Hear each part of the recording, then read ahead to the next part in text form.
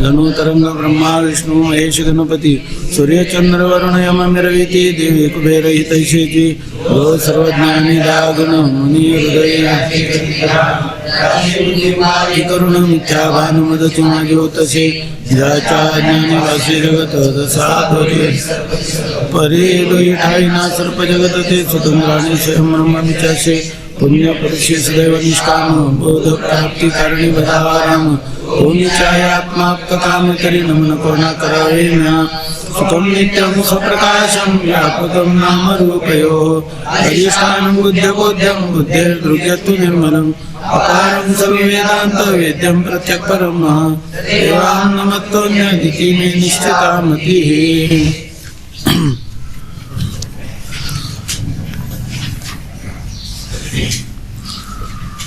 अधिकार्याचा असंभव असल्यामुळं ग्रंथ निष्फल आहे, ग्रंथारंभ निष्फल आहे असं सांगतात। तर त्याच्यामध्ये त्यांनी सांगितलं की जगात मुमुक्षु कोणीच नाही, तर सर्वच मुमुक्षु आहेत असं सिद्ध केलं। तरी ग्रंथारंभ निष्फल का आहे? तर आम्हीच तुला असं विचारतो की हा आम्ही आरंभलेला ग्रंथ निष्फल असण्याचं कारण जगात मुमुक्षु नाहीत असं तर तुला म्हणता येणार नाही, पण जगात मुमुक्षु आहेत परंतु या ग्रंथाच्या ठिकाणी कोणीही प्रवृत्त नाही किंवा जगामध्ये मुमुक्षुच नाहीत, म्हणजे आपलं जगामध्ये अधिकार्याचाच असंभव आहे किंवा मुमुक्षु असून देखील दुसऱ्या ग्रंथामध्ये त्यांची प्रवृत्ती आहे। ही तीन प्रश्न त्याला विचारले की ग्रंथ मोक्षाचे साधन नाही म्हणून ह्या ग्रंथापासून मोक्षच प्राप्त होत नाही, ग्रंथ मोक्षाचं साधन नाही म्हणजे जगात मुमुक्षु आहे, मुमुक्षूंना मोक्ष पाहिजे परंतु हा ग्रंथ मोक्षाचं साधन नाही म्हणून तुमच्या ग्रंथामध्ये प्रवृत्ती होत नाही असं का तुला म्हणायचंय? किंवा दुसरं, ग्रंथाहून दुसरे काही मोक्षाचे साधन असून त्या साधनात प्रवृत्ती आहे म्हणून मुमुक्षु आहेत आणि तुमचा ग्रंथ हा मोक्षाचं साधनही आहे परंतु लोक त्या ग्रंथाकडे प्रवृत्त होत नसून दुसरे जी काही मोक्षाची साधन आहेत त्या मोक्षाच्या साधनाकडे लोकांची प्रवृत्ती आहे। तुमचा ग्रंथ मोक्षाचं साधन असला तरी सुद्धा त्याच्याकडे कोणाची प्रवृत्ती नाही, अर्थात त्याही रीतीनं तुमचा ग्रंथ निष्फल आहे असं सांगतात।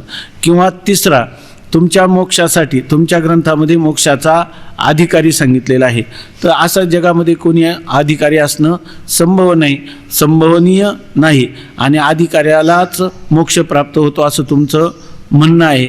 तर त्यामुळं जगात कोणी अधिकारी नसल्यामुळं ह्या ग्रंथाकडे कोणाची प्रवृत्ती नाही म्हणून ग्रंथारंभ निष्फल आहे असे 3 प्रश्न केले। आता पैकी पहा, वरील विकल्पाचे क्रमाने समाधान सांगतो। पहिलं, आता वरील विकल्प म्हणजे पहिला विकल्प असा आहे की हा ग्रंथ मोक्षाचं साधन नाही असं जर तू म्हणत असेल तर आता हा जो केलेला विकल्प आहे किंवा शंका आहे त्याचा आम्ही तुला समाधान सांगतो। बघा, ग्रंथ मोक्ष साधन नाही, वरील विकल्पांचे क्रमाने समाधान सांगतो। क्रमाने म्हणजे पहिला विकल्प केला की ग्रंथ मोक्षाचं साधन नाही, दुसरा विकल्प केला की ग्रंथ मोक्षाचं साधन असलं तरी लोकांची प्रवृत्ती ग्रंथामध्ये नसून दुसरीही मोक्षाची साधनं आहेत त्याच्याकडे आहे, आणि तिसरा विकल्प आहे अधिकार्याचा असंभव आहे। आता ह्या तिन्ही विकल्पांची क्रमाने उत्तर देतात।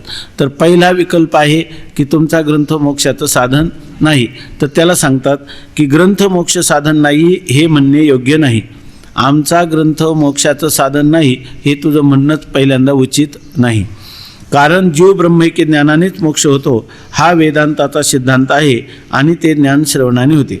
पहिल्यांदा वेदांताचा सिद्धांत काय आहे की जीव ब्रह्मैक्य ज्ञाना वाचून मोक्ष होत नाही, म्हणजे जीव ब्रह्मैक्य ज्ञानानेच मोक्ष होतो हा वेदांताचा सिद्धांत आहे। आता ते ज्ञान कशाने होते आणि ते ज्ञान श्रवणाने होते, त्या जीव ब्रह्मैक्य ज्ञान कशाने होईल? श्रवणाने होईल। श्रवणा वाचून, कारण जीव ब्रह्मैक्य ज्ञानाचं साधन अंतरंग कोणतं आहे? श्रवण हे अंतरंग साधन आहे, म्हणून श्रवणाने जीव ब्रह्मैक्य ज्ञान होतं। ह्या गोष्टी त्याला मान्य कराव्या लागतील की नाही? तू जर म्हणतो की तुमचा ग्रंथ मोक्षाचं साधन नाही, मग मोक्षाचं साधन काय आहे? मोक्षाचं साधन आहे जीव ब्रह्मैक्य ज्ञान। जीव ब्रह्मैक्य ज्ञान कशाने होतं? श्रवणाने होतं। ते ज्ञान श्रवणाने होते। श्रवण 2 तऱ्हेचे आहे, एक वेदांत वाक्याचा श्रोत्राशी संबंध रूप आणि दुसरे वेदांत वाक्य विचार रूप. आता पुढं सांगणारच आहे. आता श्रवणाने काय होतं, जीव ब्रह्मैक्य ज्ञान. पण त्या श्रवणाचेही दोन प्रकार आहे. एक तत्वमसी महावाक्याचा श्रीगुरूंनी केलेला जो उच्चारण आहे श्री तत्वमसी महावाक्याचं, ते श्रोत्याच्या श्रोत्राशी त्याचा संबंध आला की मग त्याला जीव ब्रह्मैक्य ज्ञान होतं. त्यालाच आपण काय म्हणतो, तत्वमसी महावाक्याचा अधिकारी नाही का, अधिकारी श्रोत्याच्या श्रोत्राशी संबंध झाला की त्याला मी ब्रह्म आहे असं जीव ब्रह्मैक्य ज्ञान उत्पन्न होतं. हे एक श्रवण आहे. म्हणजे महावाक्याचा श्रोत्याच्या श्रोत्राशी संबंधरूप श्रवण हे एक श्रवण आहे. त्याने जीव ब्रह्मैक्य ज्ञान होतं. तत्वमसी महावाक्याचं उच्चारण केल्यानंतर श्रोत्याला होणारं ते ज्ञान कोणतं, परोक्ष होतं का अपरोक्ष होतं, का अपरोक्षच होतं, अपरोक्ष ज्ञान होतं. हे एक श्रवण आहे की नाही. आणि दुसरं याला म्हणतात अंगी श्रवण. याला काय म्हणतात, अंगी श्रवण.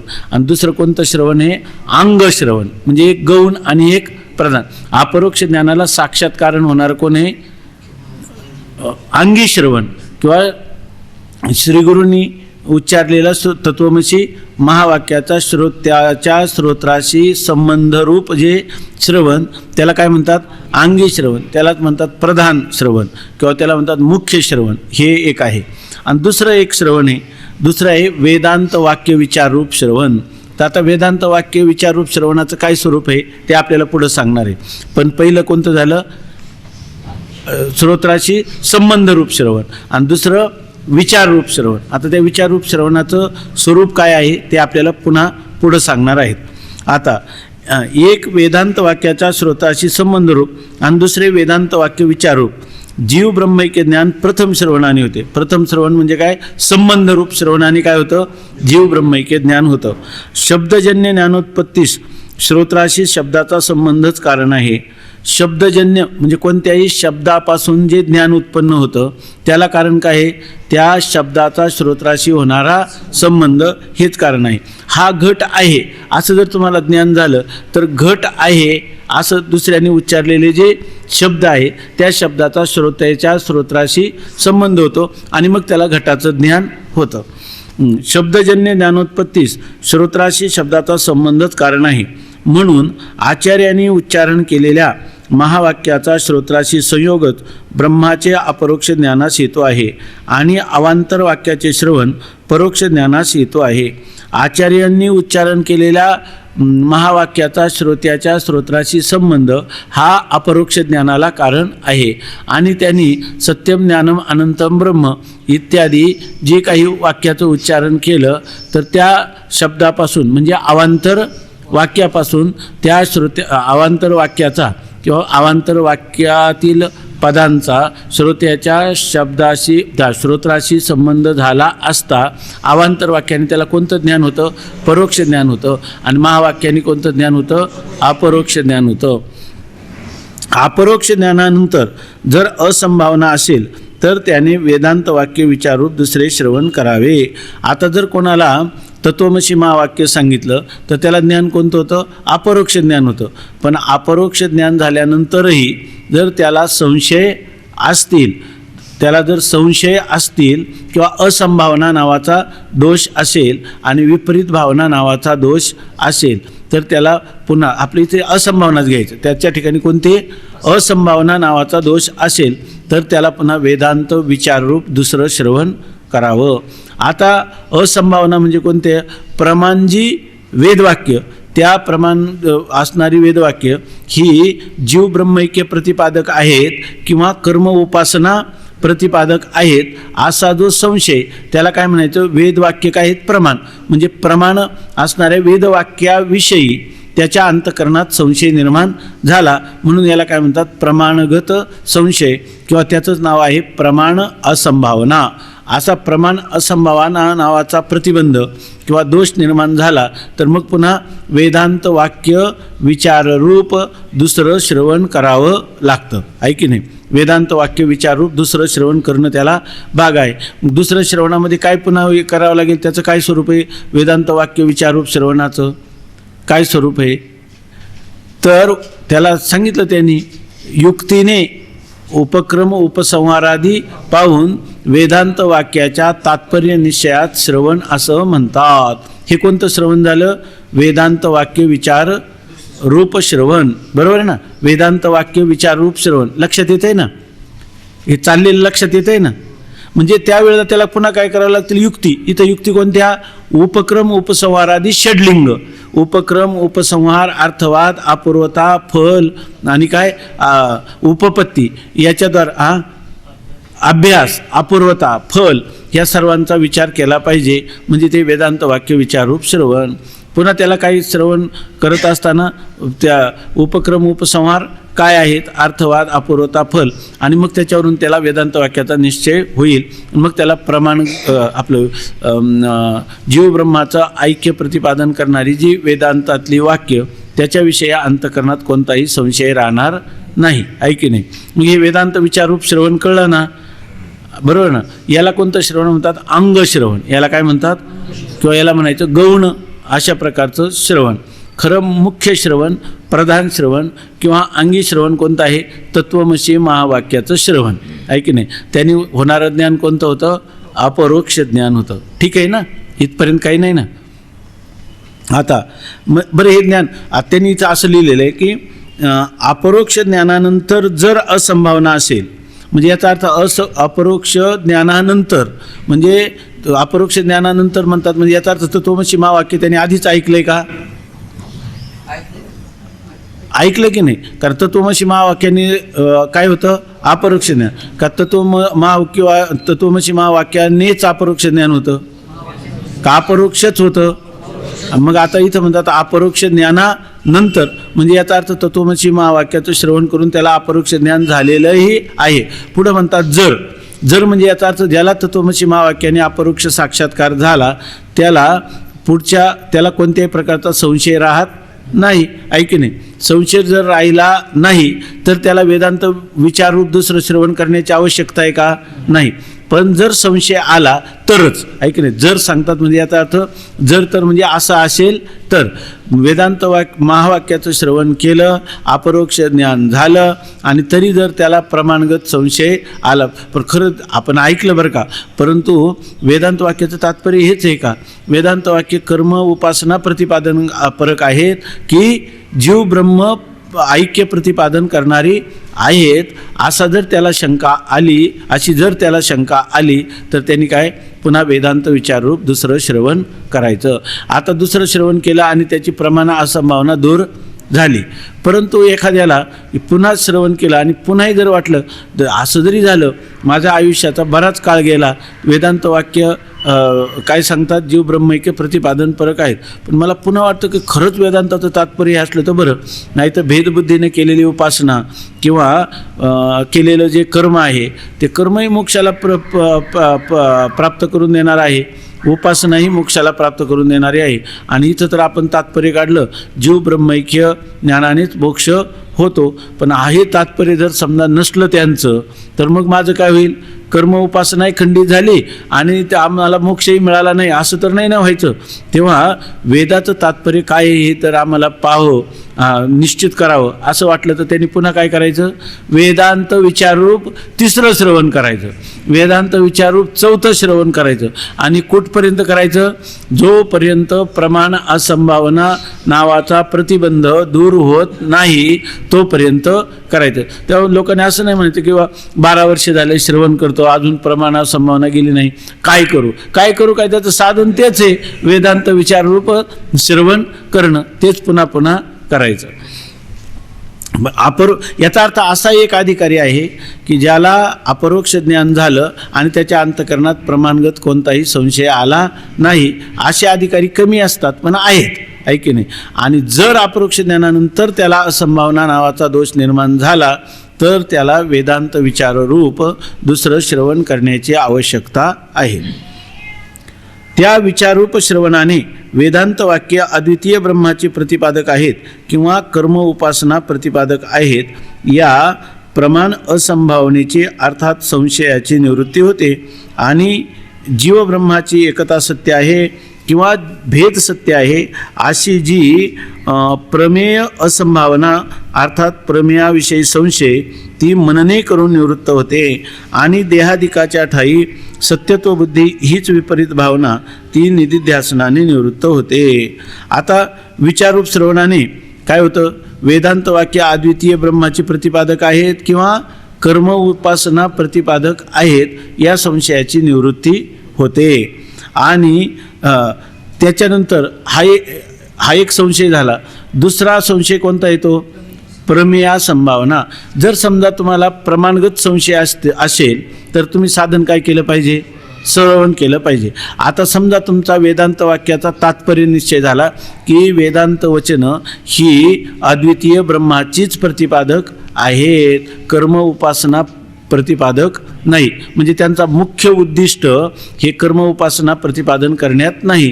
कर्म उपासनेने मोक्ष मिळतो असं जेव्हा म्हणतात तेव्हा तो साक्षात नसून परंपरेने म्हणजे चित्तशुद्धी किंवा चित्तस्थैर्याच्या द्वारा अधिकार प्राप्त होऊन नंतर श्रीगुरूंच्या मुखातून ऐकलेलं जे तत्वमसी महावाक्य त्याच्याद्वारा त्याचा त्याला अपरोक्ष साक्षात्कार होतो असं मानायचं आहे की नाही.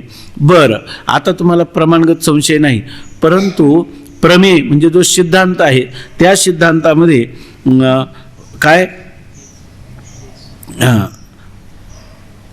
आणि जीवब्रह्माची एकता सत्य आहे किंवा भेद सत्य आहे. आता जर त्याला असा संशय आला की वेदांतामध्ये सांगितलेले सिद्धांत काय सांगतो की जीवब्रह्माची एकता आहे असं वेदांत सिद्धांत प्रतिपादन करतो, पण आपल्या अनुभवाशी ही गोष्ट जुळते का म्हणून त्याला त्याच्यामध्ये संशय येतात. म्हणून तो म्हणतो जीवब्रह्माचा भेद सत्य आहे का जीवब्रह्माचा अभेद सत्य आहे.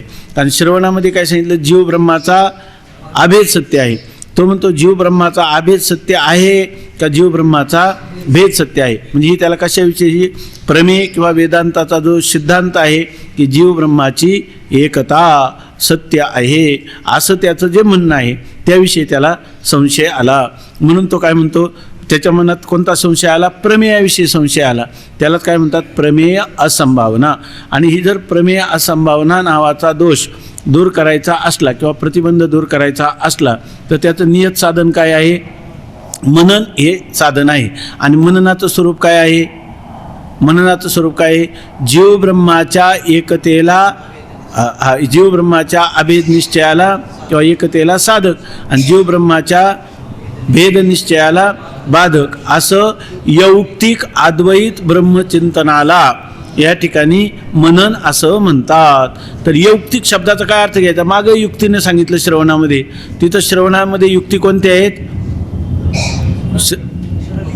बोला बोला, उपक्रम उपसंहार, घाबरायचं नाही, बोलत जायचं. उपक्रम उपसंहारादी ह्या श्रवणामध्ये युक्ती आहे. आणि मननामध्ये युक्ती कोणती आहेत, साधक किंवा बाधक युक्ती करायचं म्हणजे इथल्या युक्ती कोणती आहे, प्रमाण. इथं युक्ती कोणती आहे, प्रमाण. प्रमाण किती आहेत, 6. कोणती प्रमाण आहेत, प्रत्यक्ष, अनुमान, उपमान, शब्द, अर्थापत्ती आणि अनुपलब्धी ह्या 6 प्रमाणांनी विचार करायचा. पण ह्या 6 प्रमाणाच्या द्वारा जेव्हा जीवब्रह्माच्या अभेदाला साधक आणि भेदाला बाधक असं प्रमाणांच्या द्वारा जे यौक्तिक असं अद्वैत ब्रह्मचिंतन करतो म्हणजे जीवब्रह्माच्या एकता हीच सत्य आहे असं जेव्हा आपण चिंतन करतो त्यावेळेला त्याला काय म्हणतात, मनन असं म्हणतात. आणि ह्या मननाने काय निवृत्त होते, प्रमेय असंभावना निवृत्त होते. मग आपल्या ठिकाणी जर जीव, चांगलं पहा, मी प्रश्न विचारीन, जीव ब्रह्माचा भेद सत्य आहे की जीव ब्रह्माचा अभेद सत्य आहे अशी शंका जर आली तर त्या मनुष्याने पुन्हा अनेक प्रकारचे प्रयत्नपूर्वक उपनिषदांचं चिंतन केलं पाहिजे की नाही, उपक्रम उपसंहार आदी पाहून. पुन्हा पहा, माझं काही सांगण्यात जर चुकलं असलं तर पहा, त्यामुळे तुमच्या लक्षात आलं नाही. बघा, जीव ब्रह्माचा भेद सत्य आहे का अभेद सत्य आहे अशी आपल्या अंतःकरणात शंका आली, बरोबर ना. वेदांतांनी तर जीवब्रह्मा, वेदांत वाक्याचं तात्पर्य काय आहे, जीवब्रह्माचा अभेद सांगण्यात आहे. पण माझ्या मनात त्या वेदांतांनी सांगायचं आहे, पण माझ्या मनात असं वाटलं की जीवब्रह्माचा भेद सत्य आहे की अभेद सत्य आहे. ही कोणती असंभावना झाली, प्रमेय असंभावना झाली. मग आता ह्या प्रमेय असंभावना दूर करायचं झालं तर पुन्हा मी संत संगतीमध्ये जाऊन त्या ठिकाणी श्रवण केलं पाहिजे की नाही? आता श्रवणाचा उपयोग आहे का? नाही. कारण ते कशाचं निवर्तक आहे? प्रमाणा संभावनेचं निवर्तक आहे. कोण? श्रवण. बरोबर ना? कोणत्या वेदांत विचाररूप श्रवण जे आहे ते फक्त काय आहे? प्रमाण असंभावनेचं निवर्तक आहे. आणि तुम्हाला प्रतिबंध कोणता आहे? प्रमेय असंभावना. मग प्रमेय असंभावनेचं निवर्तक कोण आहे? मनन. मग तुम्हाला काय केलं पाहिजे? मनन केलं पाहिजे, आहे की नाही? मननाने ती काय होईल? निवृत्त. मग आपल्या ठिकाणी कोणता प्रतिबंध आहे हे कोणाला विचारायचं?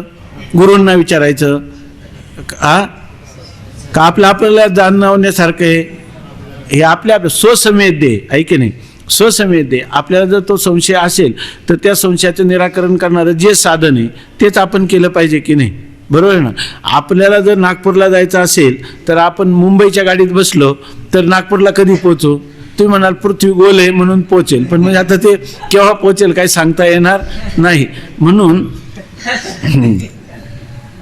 तर याच्यामध्ये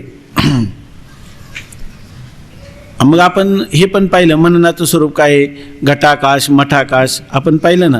उपाधीमुळं भेद झालेला आहे, तत्वतः भेद नाही. उपाधी कल्पित आहेत. कल्पित उपाधीमुळे झालेला भेद सुद्धा कल्पित आहे. आणि त्या वास्तव काय आहे? ती वस्तू अभेद स्वरूप आहे.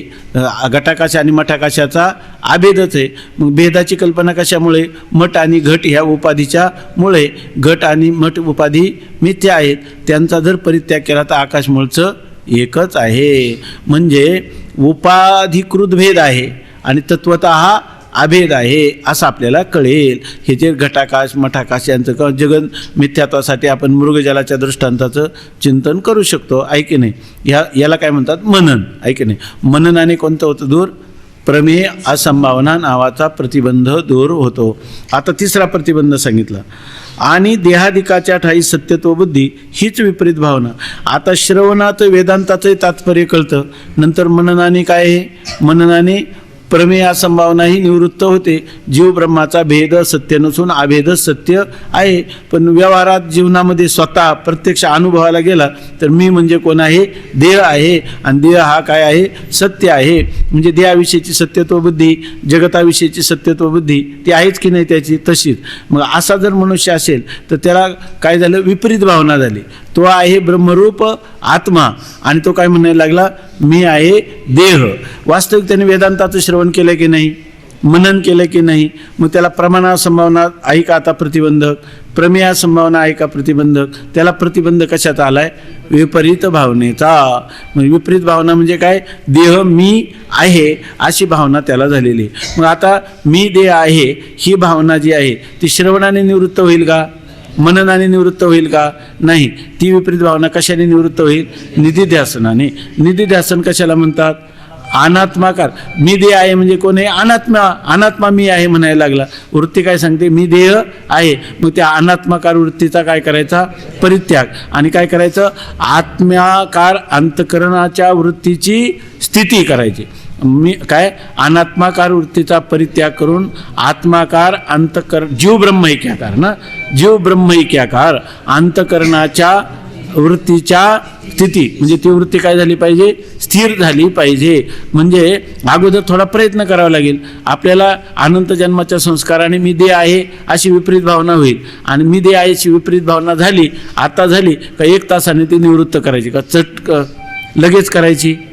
लगेच. अनात्माकार वृत्ती झाली की लगेच काय करायची? आत्माकार करायची. आणि अशा प्रकाराने आपली अंतकरण वृत्ती हळूहळू काय झाली पाहिजे? आत्माकारच होत राहिली पाहिजे. अनात्माकार वृत्ती होता कामा नये. मग अशी आत्माकार वृत्ती होता होता ती वृत्ती इतकी सूक्ष्म होऊन जाते की ती आत्मस्वरूपाच्या ठिकाणी लीन होऊन जाते. त्या निधिध्यासनाच्या परिपक्व अवस्थेत ही स्थिती येते. तिलाच नाव काय आहे? समाधी किंवा साक्षात्कार असं त्याला म्हटलं जातं. बरोबर आहे ना? मग खरं जर आता आपण पाहिलं तर आपल्यापैकी आता सध्या आपण थोडं जरी झालं असलं आपलं तरी आपल्याला एवढी गोष्ट कळली की नाही? वेदांत वाक्याचं तात्पर्य जीव ब्रह्माचा अभेद सांगण्यात आहे. मननाने आपण प्रमाण विचार केला बाधक युक्तीचा आणि साधक युक्तीचा, त्याच्यातून खरोखर जीव ब्रह्माचा भेद सत्य नसून जीव ब्रह्माचा अभेदच सत्य आहे असाही आपला निश्चय झाला की नाही. मग ही दोन साधनं जे वेदांत विचाररूप श्रवण आणि मनन याद्वारा आपला कोणता प्रमाण असंभावना आणि प्रमेय असंभावना हे दोन दोष निवृत्त झाले. मग आता दोष कोणता खरा जास्त करून आपल्याला त्रास देतो? विपरीत भावना. मग आता आपल्याला गरज कशाची? विपरीत भावनेचं निवर्तक असणाऱ्या निधिध्यासनाची गरज आहे. तेवी सदभ्यासे निरंतर चित्ताशी परमपुरुषाची मोहर लावी मग शरीरा असो अथवा जावो.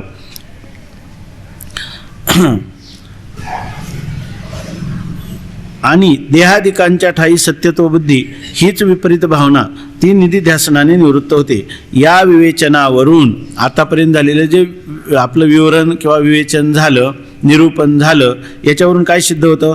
आचार्यद्वारा महावाक्याचे श्रोत्राशी संबंध रूप प्रथम श्रवण जीव ब्रह्मैक्य ज्ञानोत्पत्तीद्वारा मोक्षास हेतू आहे.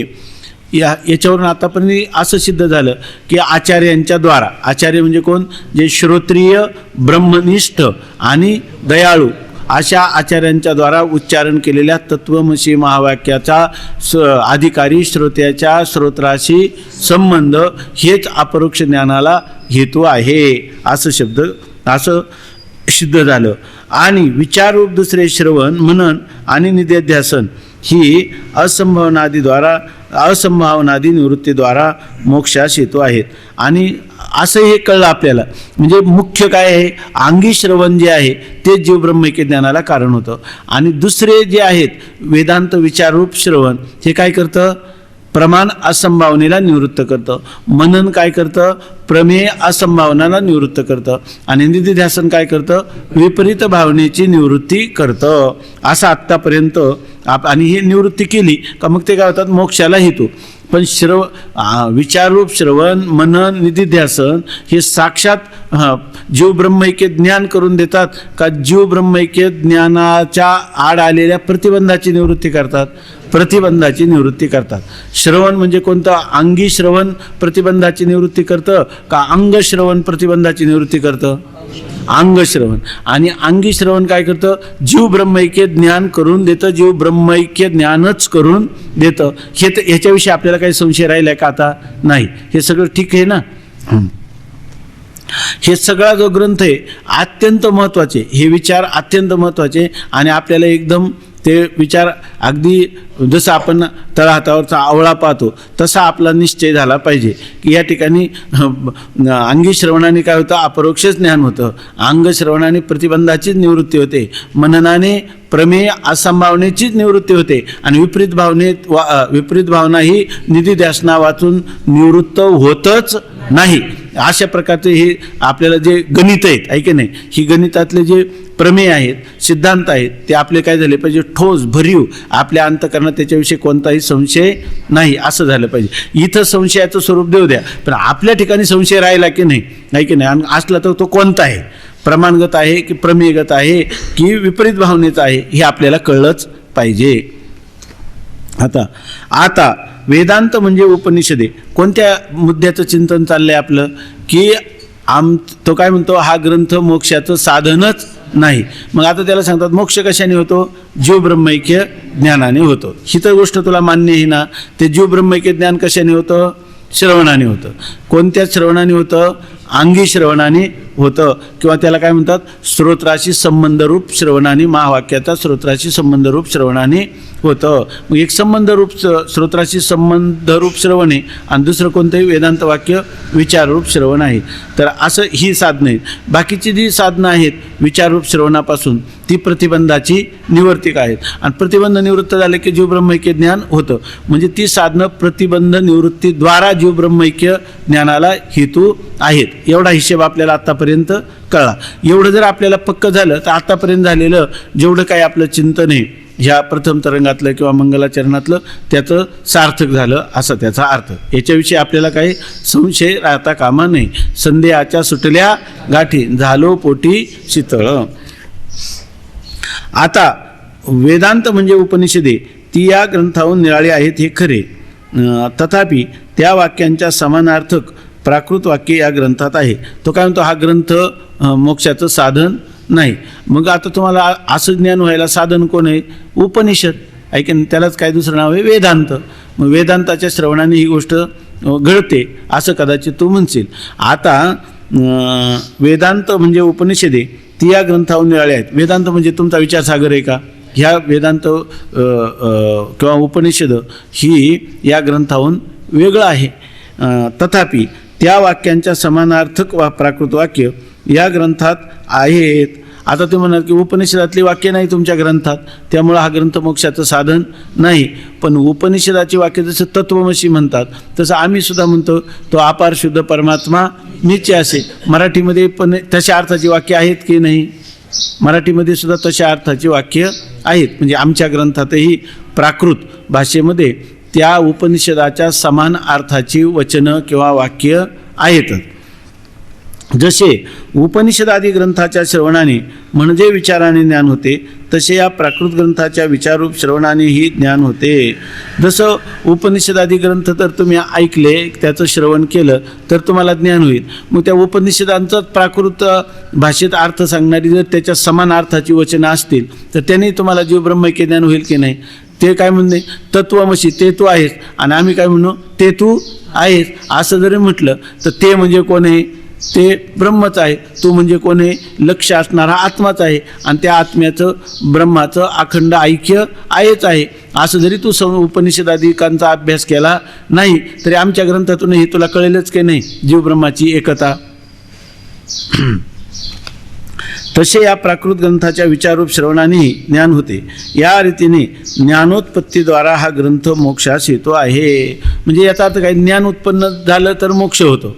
आणि ज्ञानोत्पत्ती ह्या ग्रंथाने होते की नाही?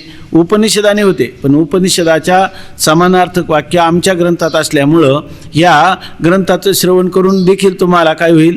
जीव ब्रह्मैक्य ज्ञान होईल. म्हणजे या ग्रंथाच्या श्रवणाद्वारा सुद्धा काही ज्ञानोत्पत्ती होणं शक्य आहे.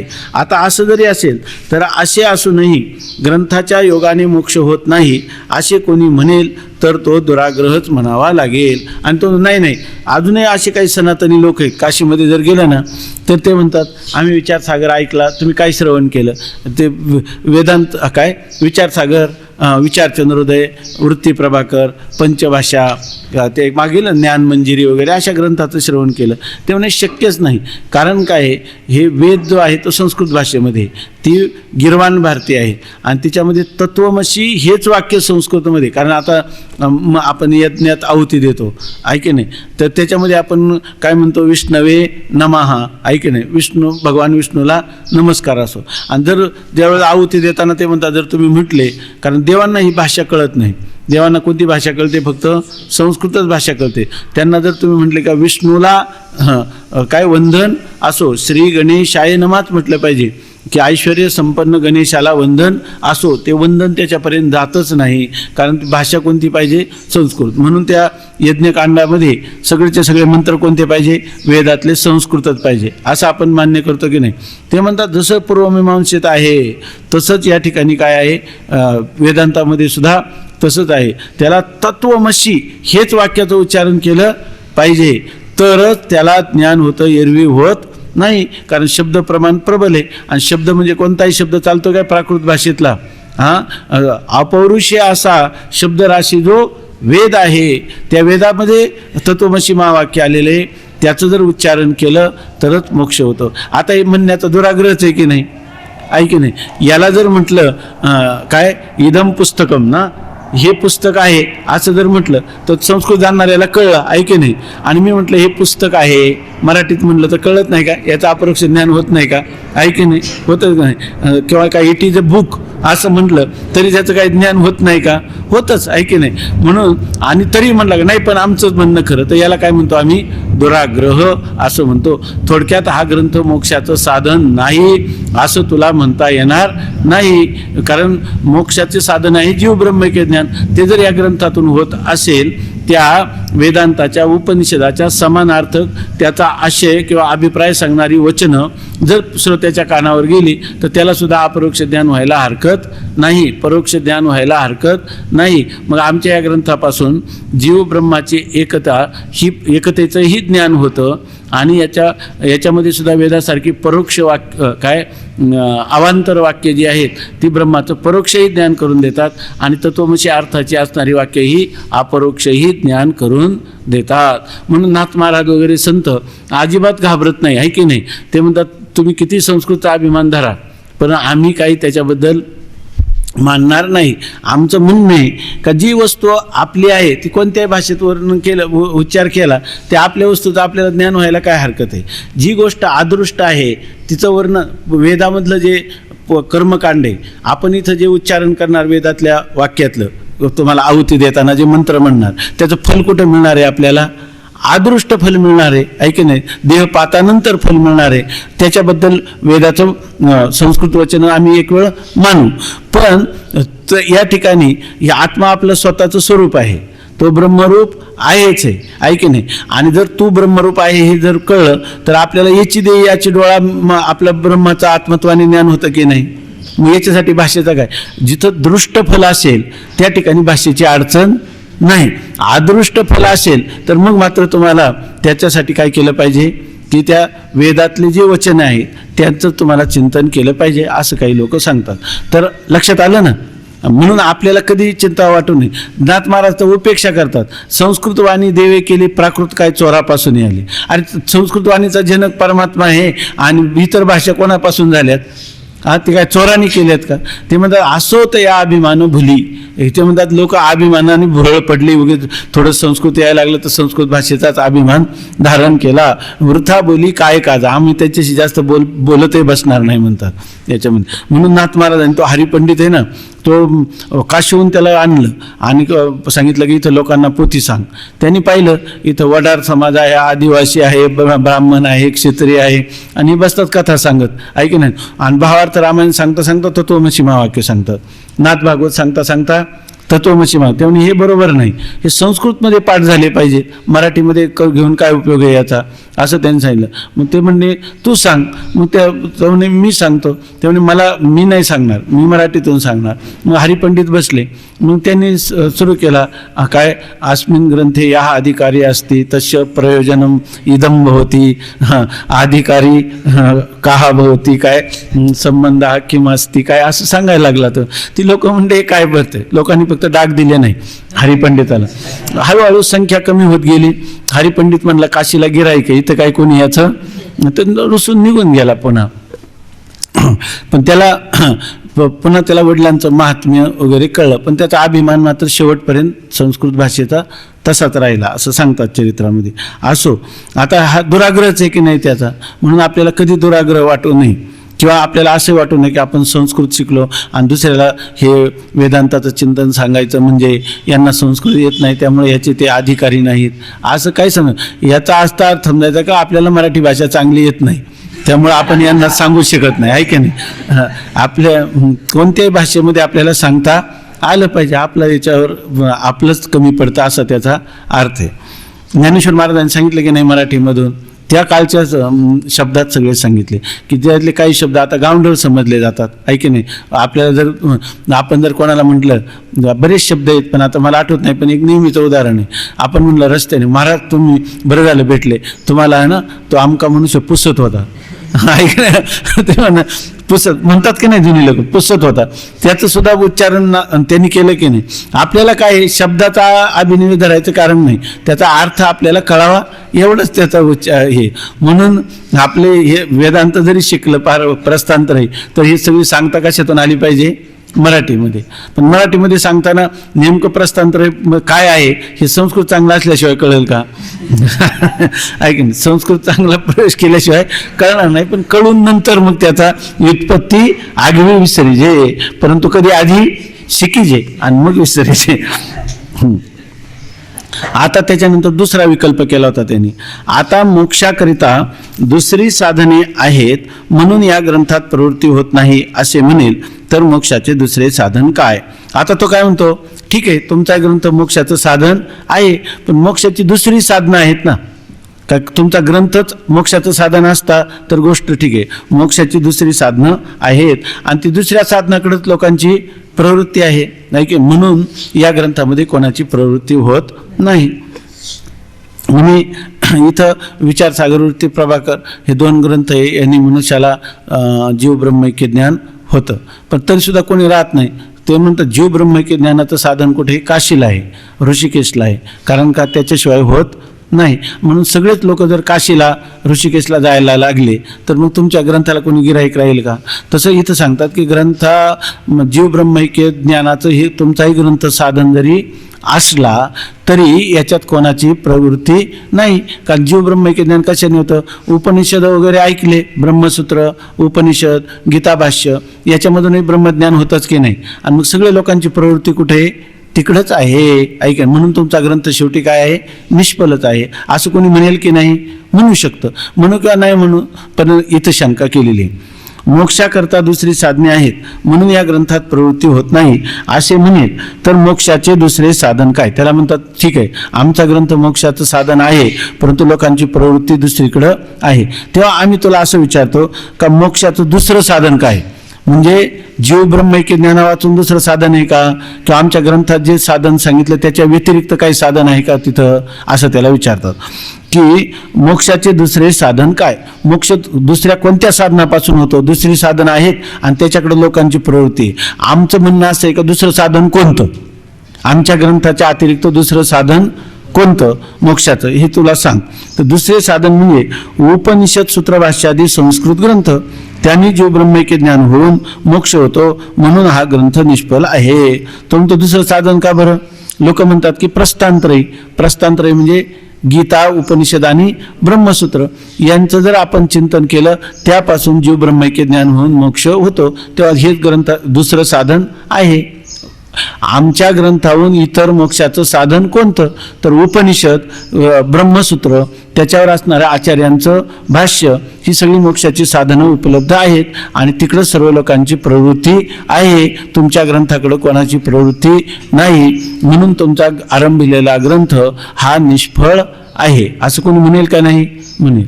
काय आळसल्यासारखं नाही ना होत? नाही ना. जास्त तुम्हाला वाटलं की हे थोड्या वेळातच आता एवढं कळलं बस झालं ना, आता गीता सांगा, तर तुम्ही हात वर करत जा. आपण तो विषय मग पुन्हा जेवढा कळला तेवढा चांगला कळावा, आहे की नाही. आता म्हणतात की दुसरे साधन म्हणजे उपनिषद, सूत्रभाष्यादी संस्कृत ग्रंथ, त्यांनी जीव ब्रह्मैक्य ज्ञान होऊन मोक्ष होतो म्हणून हा ग्रंथ निष्फल आहे असे म्हणेल तर ते म्हणणे खरे आहे. ते म्हणतात असं जर म्हणाल की बा उपनिषद, सूत्रभाष्याच्या आधाराने जीव ब्रह्मैक्य ज्ञान होऊन मोक्ष होतो असं जर त्याचं म्हणणं असेल तर हे सिद्धांती काय म्हणतात, ग्रंथकर्ते काय म्हणतात, त्याचं म्हणणं खरं आहे. मग झालंच ना. अर्थात त्याचं म्हणणं, तुझं म्हणणं खरं आहे म्हणजेच काय आहे? आमचं म्हणणं खरंच आहे म्हणजे तुमचा ग्रंथ निष्फलच आहे असं होईल का नाही अर्थ? परंतु त्याच्यासाठी असं करतात, असं झालं ना, परंतु त्याच्यापुढे खरं आहे म्हणजे खरंच आहे आणि काय करावं? हात जोडावा आणि गप्प बसावं ना. परंतु त्याला सगळं पाणी फिरवतात. परंतु असा शब्द आवडला.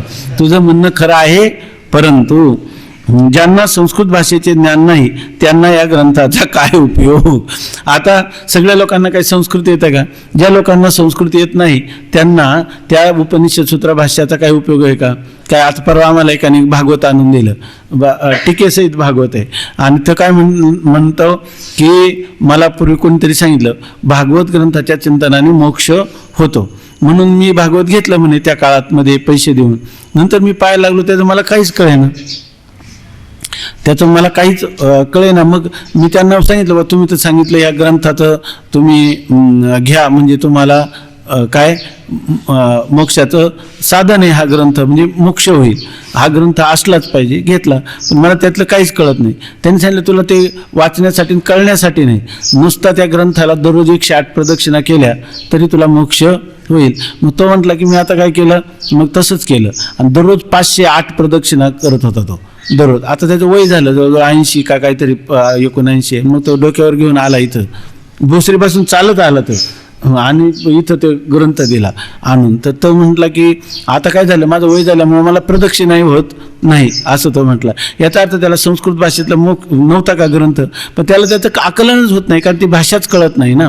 भाषाच जर कळत नाही तर तिथला आशय काय, त्याचा अभिप्राय काय, कसा कळणार? मग ज्याला संस्कृत भाषेचं ज्ञान नाही त्यांना या ग्रंथाचा काय उपयोग? त्याच्याजवळ उपनिषद, ब्रह्मसूत्र भाषा असली याचा अर्थ ते ग्रंथ ठेवू नये असं नाही. ते ग्रंथ नुसते डोळ्यांनी पाहिले, त्यांचं दर्शन घेतलं तरी मनुष्याला अदृष्ट निर्माण होईल, पुण्य निर्माण होईल, पण मोक्ष नाही होणार. कारण मोक्ष कशाने होत असतो?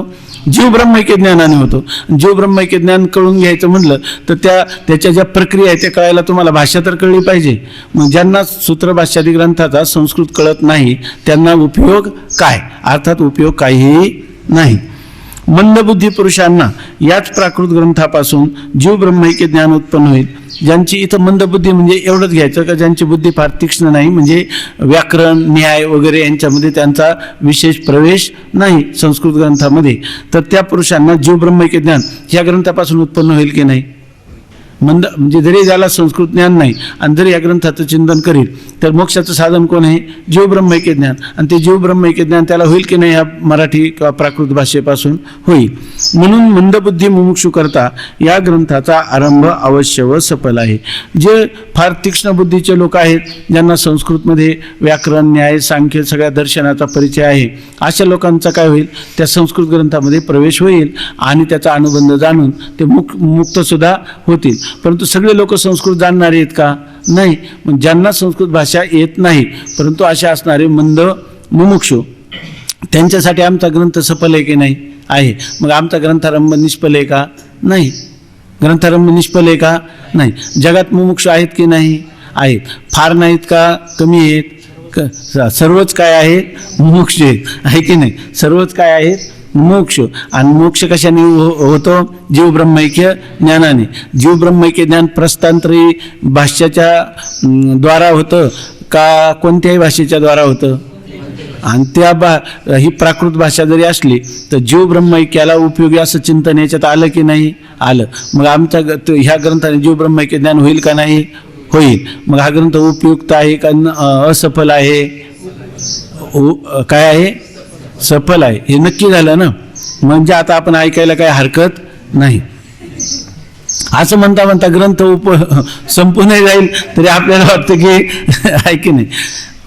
आता तिसरा विकल्प होता. पहिला विकल्प होता की आमचा ग्रंथ मोक्षाचं साधन नाही का? आहे. नंतर ग्रंथाहून दुसरं काही मोक्षाचे साधन आहे म्हणून या ग्रंथात प्रवृत्ती नाही, असा दुसरा विकल्प केला होता. तर ज्यांना संस्कृत भाषेचं ज्ञान नाही त्यांची आमच्या ग्रंथामध्ये प्रवृत्ती होऊ शकते, त्यांना जीव ब्रह्मैक्य ज्ञान होऊन मोक्ष होऊ शकतो. अर्थात आमचा ग्रंथ निष्फल नाही. आता तिसरा त्यांनी सांगितलं होतं का जगामध्ये कोणालाच विवेक वैराग्य समाधी षटकांनी संपन्न असा अधिकारीच जगात नसल्यामुळं जरी तुमच्या ग्रंथाने मोक्ष होत असला परंतु तुम्ही प्रतिपादन काय केले? संबंध सांगताना अधिकारी आणि फल यांचा काय आहे? कोणता संबंध आहे? प्राप्य प्रापक भाव संबंध आहे. अधिकाऱ्यालाच मोक्ष होतो, अनधिकाऱ्याला मोक्ष होत नाही. तुम्ही या ग्रंथाचं कितीही जरी अध्ययन केलं आणि विवेक वैराग्यादी संपन्न नसले तर ह्या ग्रंथापासून फल मिळत नाही. ऐक, ह्या ग्रंथापासून फल मिळेल का? फळाचा कोणाचा संबंध आहे? अधिकारी आणि फल. प्राप्य कोण आहे? प्राप्य कोण आहे? जीव ब्रह्मैक्य ज्ञान. आणि प्रापक कोण आहे? तो अधिकारी. कोणता? साधन चतुष्टय संपन्न अधिकारी. मग आता तिसरा प्रश्न केला की असा कोणीच अधिकारी नाही म्हणून ह्या ग्रंथाच्या ठिकाणी प्रवृत्ती होत नाही. आता ह्या याचं थोडं विस्ताराने वर्णन केलेलं आहे. सोपंच आहे परंतु थोडं विस्ताराने वर्णन केलेलं आहे आपलं चिंतन पाहता. आता विवेक वैराग्यादी साधनयुक्त अधिकाऱ्याचा अभाव आहे म्हणून ग्रंथारंभ निष्फल आहे. त्यांनी तिसरा विकल्प केला की विवेक वैराग्यवान अधिकारी जगात कोणीच नाही म्हणून हा ग्रंथ काय आहे? निष्फल. कारण विवेक वैराग्यशील अधिकारी नसतील तर या ग्रंथाच्या केवळ शाब्दिक शब्दाच्या अध्ययनाने मोक्ष होणार नाही म्हणून ग्रंथ काय आहे? निष्फल आहे. या संबंधी विचार असा की जगात साधन चतुष्टय संपन्न पुष्कळ अधिकारी नाहीत अथवा कोणीच नाहीत. पुष्कळ नाहीत हे म्हणणे आम्हास अनुकूलच आहे, अथवा कोणीच अधिकारी नाही हे म्हणणे योग्य नाही. आता त्यांनी विचारलं की अधिकाऱ्याचा अभाव आहे. आम्ही तुला असं विचारतो, जगात साधन चतुष्टय संपन्न अधिकारी कोणीच नाही का? पुष्कळ नाहीत. पुष्कळ नाहीत पण कोणीतरी विरळा आहे. पुष्कळ नाहीत हे म्हणणे आम्हास अनुकूलच आहे. जास्त अधिक अधिकारी नाहीत किंवा त्यांची संख्या बहुत पुष्कळ नाही हे म्हणणं आम्हाला सुद्धा मान्यच आहे. अथवा कोणीच अधिकारी नाही म्हणणे योग्य नाही. पण जगात ह्या ग्रंथाचा अधिकारी कोणीच नाही हे म्हणणं मात्र योग्य नाही. कारण का योग्य नाही तर त्याचं कारण सांगतात. कोणीच नाही असं म्हणता येणार का नाही? कारण अंतःकरणाच्या ठिकाणी मल विक्षेप व आत्मस्वरूपाचे आवरण हे 3 दोष असतात.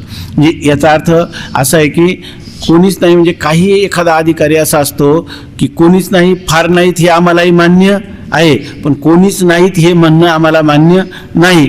त्याचं कारण त्यांनी पुढे जाऊन ह्या जे यच्चयावत मनुष्य मात्र आहेत त्याचे 4 प्रकार केले आणि ते 4 प्रकारामध्ये एक प्रकार केला पामर, दुसरा केला विषयी, तिसरा केला जिज्ञासू आणि चौथा केला मुक्त. तर त्यापैकी कोणीच अधिकारी नाही असं म्हणता का येणार नाही. तर असा एखादा अधिकारी तुम्हाला दिसेल की ज्याने या जन्मात किंवा पूर्वजन्मात निष्काम कर्म आणि उपासना यांचा अनुष्ठान करून अंतःकरणाची शुद्धी आणि अंतःकरणाची स्थिरता संपादन करून श्री गुरूंना शरण जाऊन त्याच्या ठिकाणी असणारा जो मलदोष आहे तो कर्माने निवृत्त केला, विक्षेप दोष तो उपासनेने निवृत्त केला आणि श्रीगुरूंच्या सहवासामध्ये राहिलेला जो आत्मा आणि ब्रह्म यांच्यामध्ये असणारा आवरण नावाचा पडदा आहे की नाही, तो दूर करण्यासाठी श्रीगुरूंचं साह्य घ्यावं म्हणून जो साधन चतुष्टय संपन्न झाला आणि श्रीगुरूंना शरण गेला असा एक तरी अधिकारी आहे की नाही. आम्ही सुद्धा काय म्हणतो, बहुनाम जन्मनाम आणते ज्ञानवान माम प्रपद्यते. आम्ही सुद्धा उलट आम्ही म्हणतो मुमुक्षु सुद्धा आस्तेच्या महापुरी रिगताती कोटीवरी प्राप्तीच्या पहिलं तरी विपाईला निघे. ही गोष्ट आम्हाला सुद्धा मान्य, पण फार शून्यच त्यांची संख्या आहे, अधिकाऱ्याचा अत्यंत अभावच आहे असं मात्र म्हणता येणार नाही. त्यासाठी जगामध्ये दिसणारे जे लोक आहेत त्या सगळ्या लोकांचं तुम्ही जर निरीक्षण केलं तर तुमच्या लक्षात येईल की प्रकाराचे 3 तुका म्हणे केले जन.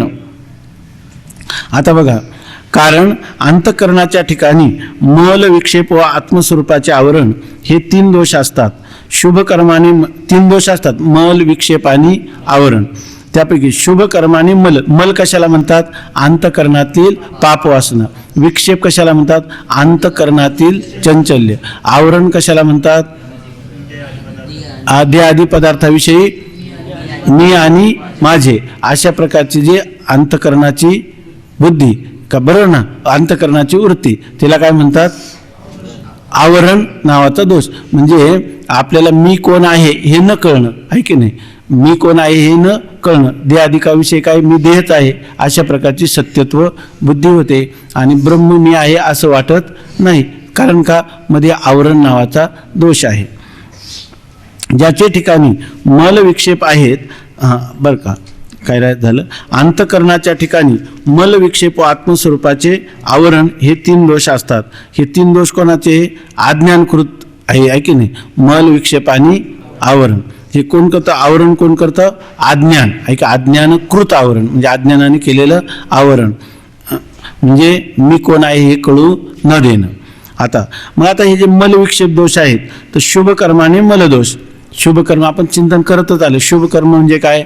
ज्याच्यामध्ये वेदाने सांगितलेलं वेदविहित कर्म करायचं, ते कर्तृत्वाचा मद म्हणजे कर्तृत्वाचा अभिमान टाकून द्यायचं, फलाचा अभिलाष तो आस्वाद टाकून द्यायचा, फलास्वादन टाकून द्यायचं आणि तेच कर्म ईश्वरार्पण बुद्धीनं करायचं.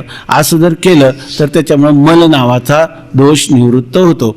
त्यालाच म्हणतात शुभ कर्माने मलदोष. शुभ म्हणजे वेदविहित शुभ कर्म. कारण इथं शुभ कर्म का म्हणणं, जारण मारण उच्चाटन हे सुद्धा वेदात वर्णन केलेलं कर्म आहे की नाही? कर्म आहे, पण त्यांनी तुमचं अंतःकरण शुद्ध होईल का? मलदोष जाईल का? म्हणून शुभ कर्माने मलदोष.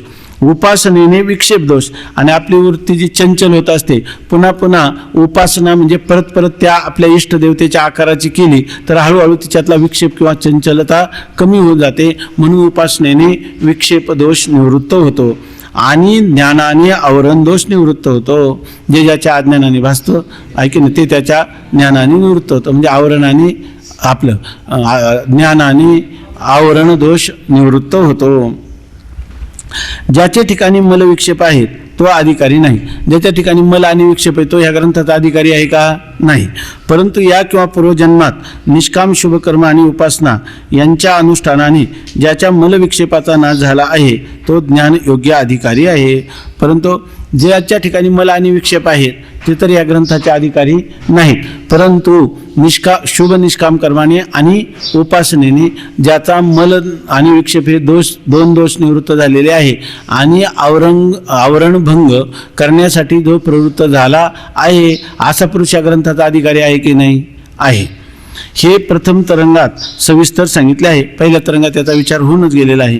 यावरून अधिकाऱ्याचा अत्यंत अभाव म्हणणे योग्य नाही. मग तुम्हाला म्हणता येईल का अधिकाऱ्याचा अत्यंत अभाव आहे? अधिकारी फार नाहीत का कोणीच नाही असं नाही?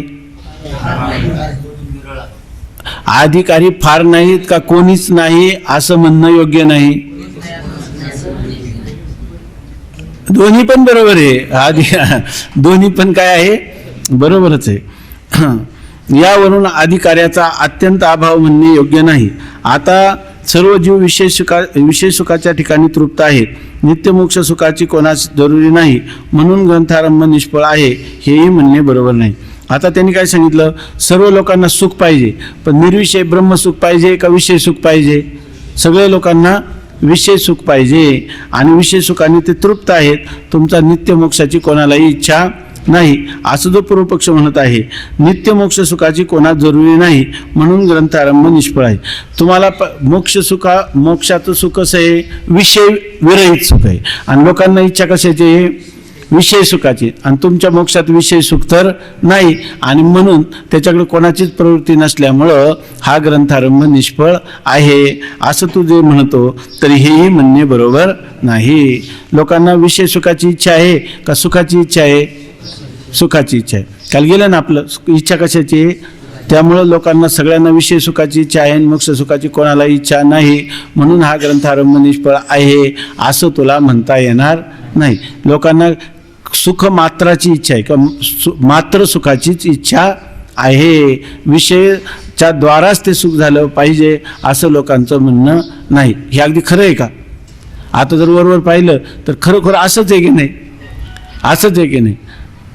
सर्व लोक खरं आम्ही आपल्या मनाला बारकाईने विचारा. आपण वेदांताचं चिंतन करतो, आपल्याला विषय सुखाची इच्छा आहे का ब्रह्मसुखाची इच्छा आहे? नाही, खरं कोणती इच्छा आहे? आपल्या जीवनातलं सुखाचं साधन म्हणून आपण दररोज काहीतरी विषय संपादन करण्याची इच्छा करतो की नाही? मग या ठिकाणी आपली खरी इच्छा कोणती? विषय सुखाची का ब्रह्मसुखाची? ब्रह्मसुखाची इच्छा आहे. कारण काय? आता तुम्ही सरळ धडधडीत म्हणता की हा विषय असला म्हणजे बरं वाटेल, हा विषय असं कोणाला वाटतं की मधुकरी आता आली काय आणि गेली काय आहे की नाही, तरी सुद्धा मी ब्रह्मसुखाने सुखी व्हावं असं आपली खरी आतली मागणी आहे का? नाही.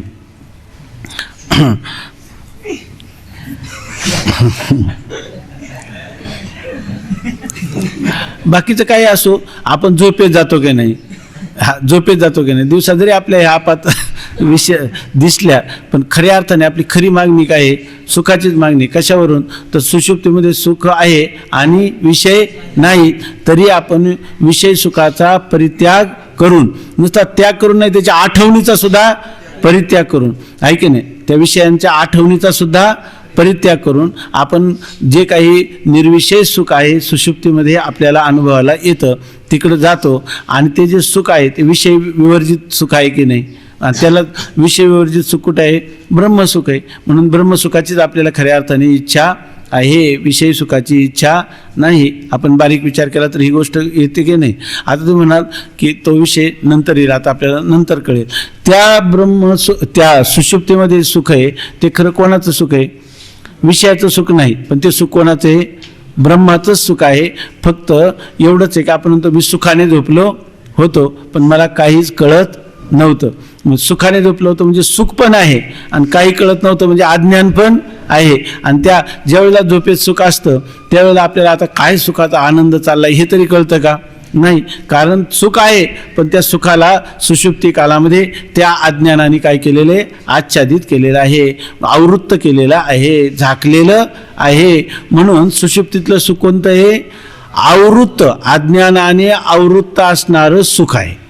वास्तविक ते जर अज्ञान नसतं ना तर आम्ही काय म्हटलं असतं त्याला, केवळ ब्रह्मसुखच म्हटलं असतो, ऐके नाही, काय म्हटलं असतं, ब्रह्म साचची पडती विरा, जरी न येता स्वप्न जागरा, तरी ब्रह्मभावो साचोकारा म्हणून येता. आम्ही त्याला काय म्हटलं असतं, ब्रह्म. पण पुन्हा जागृती देतो आणि स्वप्नात येतो. आता जर त्याला खरं सुख प्राप्त झालं असतं तर ते सुख सोडून तो कधीतरी पाहेर पुन्हा स्वप्न पाहायला स्वप्नात विषय धुंडत बसला असता का, जागृतीतल्या विषयाचा शोध घेता बसला असता का? त्यावेळेला झालं कसं, तर त्याला हा जो जागृती आणि स्वप्न त्या सुषुप्तीमध्ये काय झाल्या होत्या, लीन झाल्या होत्या, ऐके नाही. जसं एखादा घट आहे, बरोबर ना, घट आहे आणि तो घट एखाद्या समुद्रात बुडवला तर आपल्याला काय वाटतं, आता तो घट तरी कळतो का आपल्याला? नाही. त्याच्या आत बाहेर कोण आहे, पाणीच आहे, ऐके नाही, आत बाहेर पाणीच आहे. आता आपल्याला तो घट नावाचा पदार्थ आहे म्हणून हे तरी कळतं का आपल्याला, का पाणीच पाणी आहे? खऱ्या अर्थाने पाणीच पाणी आहे की नाही. पण जर आपण दोरीच्या साहाय्याने तो घट वर आणला तर जेवढं त्याच्यात पाणी मावलेलं असेल तेवढ्याच पाण्याला घेऊन तो काय होतो, वर येतो. तसं सुषुप्तीतून आपण सुषुप्तीत जातो त्यावेळेला सगळं काय असतं, सगळीकडे सुखच सुख आहे, आहे की नाही. पण पुन्हा जागृतीत आलो का कालचा जो मी ब्राह्मण पुरुष इतक्या वर्षाचा आमका साधक या सगळ्यांना घेऊन ती दोरी काय होते, प्रारब्धाची दोरी सकाळी उठल्याबरोबर पुन्हा आपल्याला वर आणते आणि त्या दिवसाचं प्रारब्ध भोगून संपलं का ते आपल्याला त्या ब्रह्मसुखामध्ये डुबवून टाकते. पण वर आली जेव्हा डुबवून टाकते तेव्हा आपल्याला हे तरी कळतं का, हे सुख अज्ञानाने आवृत्त आहे, मला याचा भोग घेता येत नाही, हेही कळत नाही. म्हणजे खरं काय असतं, तिथं सुखच असतं का, केवळ सुखच असतं, खरं केवळ सुखच असतं, केवळ ब्रह्मसुखच असतं. पण जागा झाल्यावर आपण म्हणतो काय, मला काही कळलं नाही. मग आता ते अज्ञान कुठं होतं, तिथं सुद्धा होतं असं मानावंच लागतं.